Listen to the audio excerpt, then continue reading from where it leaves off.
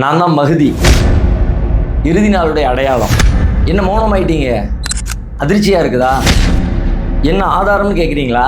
சரிதான், நம்முடைய வாழ்க்கையில் எல்லா இடங்கள்லையும் புதிய ஒரு செய்தியை பார்க்கிற பொழுது, கேட்கிற பொழுது இது எப்படி நம்புறது, என்ன ஆதாரம், இதில் நம்ம ரொம்ப குழம்ப தேவையில்லை. இதுக்கான ஆதாரங்கள் என்ன என்பதற்கு குர்ஆன் நமக்கு வழிகாட்டுது. அல்லாஹ் படைப்பதற்கு தன்னிடத்தில் எந்த கூட்டாளிகளும் இல்லை, தான் ஒருவன் மட்டுமே படைப்பாளன் என்பதையும் திருக்குர்ஆனில் சொல்லிக்கொண்டே வருகிறான். அதை மறுக்கக்கூடியவங்களை பார்த்து இறைவன் ஒரு கேள்வி கேட்கிறான். இஃதூனி பிகிதாபின் மின் கப்லி ஹாதா அவ் அஸாரத்தின் மின் இல்மின் இன் குன்தும் சாதிகீன்.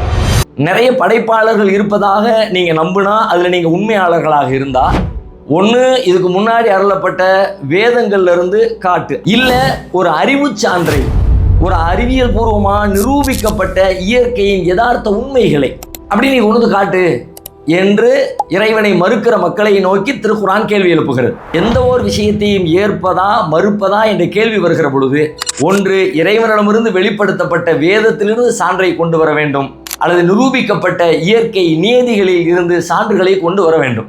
இந்த ரெண்டு தான் அறிவிற்கான மூல ஆதாரங்கள்.